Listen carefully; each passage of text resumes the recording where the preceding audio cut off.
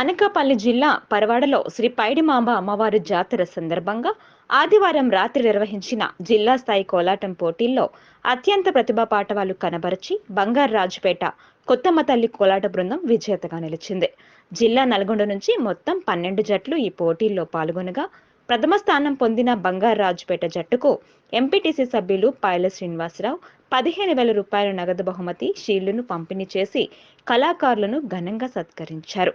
ఈ పోటీల్లో రెండో బహుమతి జై శ్రీరామ్ కోలాట బృందం శ్రీరామపట్నం జట్టు 12,000 రూపాయల నగదు బహుమతిని షీల్డ్ గెలుపొందింది.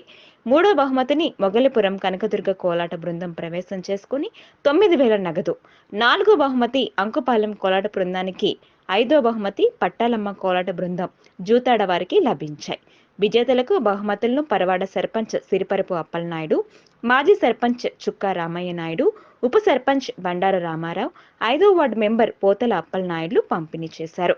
ఈ పోటీలకు న్యాయ నిర్ణేతలుగా సీనియర్ జర్నలిస్టులు పి మాణిక్యాలరావు, ఆరిపాక ప్రసాదులు వ్యవహరించారు.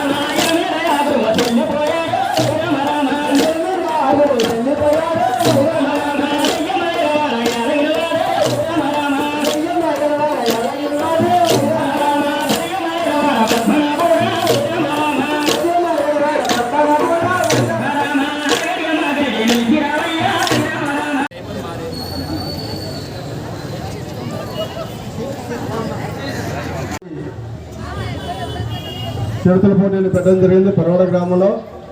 మరి ఈ కార్యక్రమానికి వివిధ గ్రామాల నుంచి వచ్చిన కోలాట టీములకి, గురువులకి, జడ్జిలకి, మరి మా గ్రామ పెద్దలు పైల శ్రీనివాసరావు గారికి, చుక్క రామనాయుడు గారికి, అన్న రామారావు